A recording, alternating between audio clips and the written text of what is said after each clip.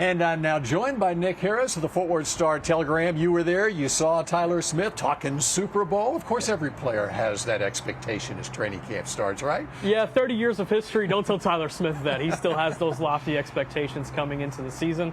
And that's kind of the feeling you get talking to some of these players, talking to some of these coaches. There's a reinvigoration of energy under Brian Schottenheimer. You can tell with the team. Now we have to see it applied to the field here in Oxnard. All right, yeah, 30 years of history since the Cowboys last won a Super Bowl. I'm talking 40 years of history for myself. More than 40 years of history. You know, I arrived today, flew into Burbank, made the trip up through Thousand Oaks, okay?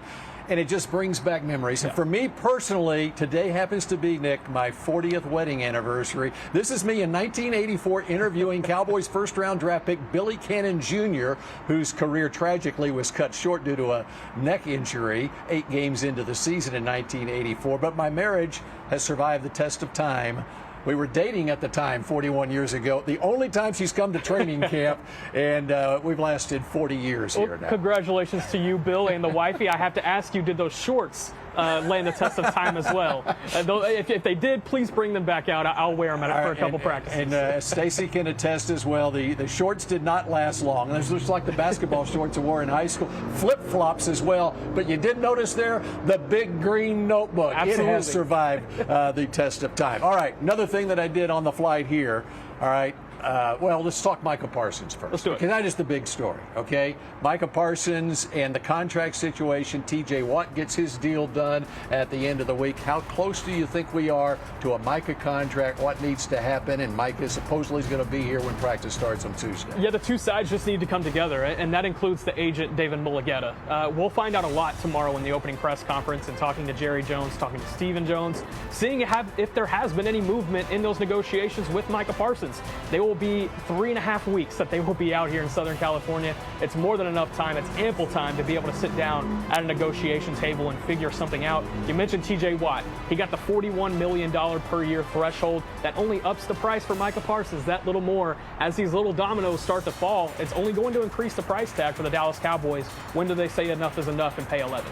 All right, that's one of the big stories. The other big stories we've seen throughout the offseason, the energy level has been immense. Brian Schottenheimer taking over as the head coach in January with a whole new coaching staff. All right, I read first 3 chapters of Marty Ball, a book about Brian Schottenheimer's dad, Marty Schottenheimer. Marty Ball, by the way, it is intelligent, hard-nosed, winning football. That's what Brian Schottenheimer's dad called his brand of football. Do you think that will be the Brian Schottenheimer brand of football? You know, that's funny because I asked Brian Schottenheimer back a few months back at the NFL owners meetings in Florida. I said, what's going to be the identity of your offense? He said it is going to be hard, smash-mouth football. He wants to play physical football, and it starts up front. Well, how better to do that than drafting an offensive lineman with your very first draft pick as a head coach? It makes sense. I think it's going to translate to Brian Schottenheimer.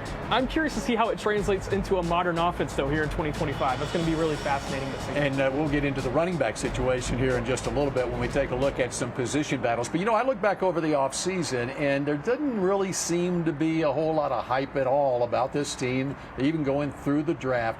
But then when they traded for George Pickens, all of a sudden it seemed like the ante got upped a little bit. What do you think? Yeah, I think a switch flipped on that day for sure. This offense had needed a second weapon at the receiver position, and that they had been searching for it all offseason in the form of free agents that had already existed, in the form of first-round draft picks. They were hoping Teteroa McMillan would maybe fall to them at their pick in the first round, but he gets snatched up by the Carolina Panthers in the top 10. And then a week later, they trade for George Pickens.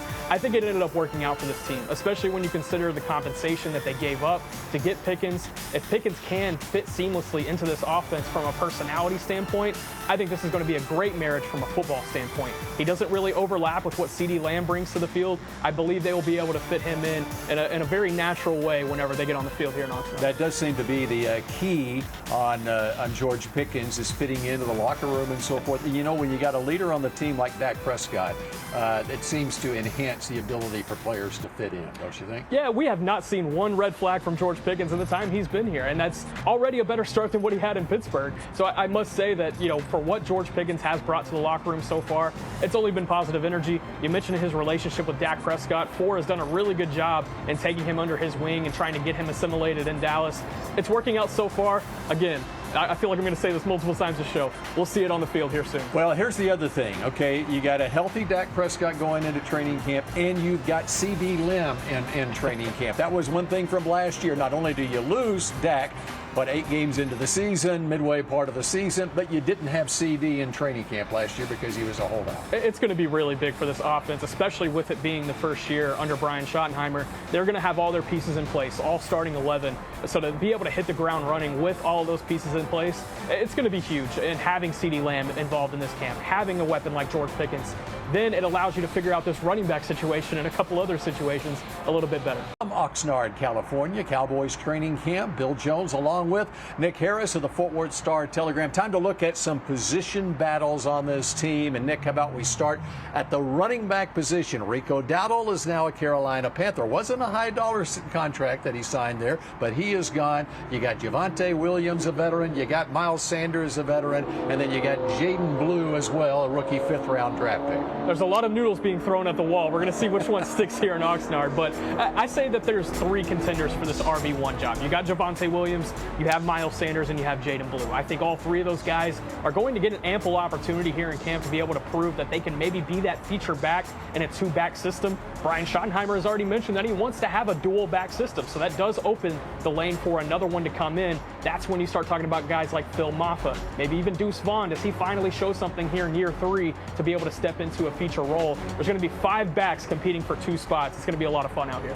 And these are a couple of running backs, the veterans coming in here who were high draft picks coming into the league, but how much do they have left in the tank? All right, edge rusher behind Micah Parsons. How do you look at that position battle? I think it's a really underrated group. You look at this group of edge rushers behind Micah, you have the 2nd-round pick in Donovan Ezaraku. You have the 2nd-round pick from a year ago in Marshawn Nealon, and they bring in Dante Fowler, bring him back on an $8 million contract. And you also have Sam Williams coming off of a torn ACL.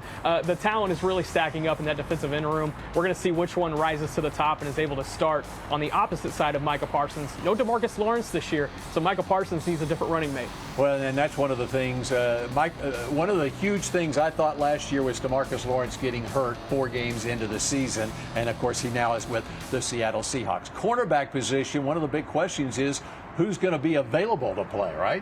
The health of that room is one of the bigger things that I'm going to be looking for coming out of the opening press conference tomorrow. You have Trayvon Diggs, who's coming off of his bone chondral surgery that he had earlier in the offseason. Doesn't sound like he's going to be ready for the start of camp. The question is, will he be ready at all during training camp, or will he have to miss some of the start of the season? And in that case, who steps into his place? You have Kyer Elam, who the Cowboys traded for from the Buffalo Bills over the offseason, proved to be a really solid option in minicamp and OTAs, but it's just minicamp and OTAs. Once the pads come on, it's going to be a much different level for him.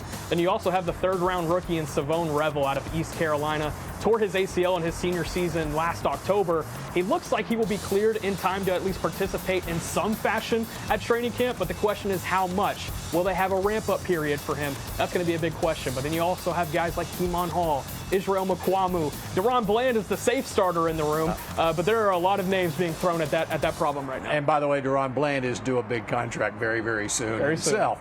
All right, the press conference tomorrow. Jerry has been known to make headlines. Can you foresee a headline statement from Jerry Jones tomorrow? I think I have one. I think he's going to say he finally knows the agent's name. Talking about Micah Parsons. He said he didn't know his name back a few months ago in Florida.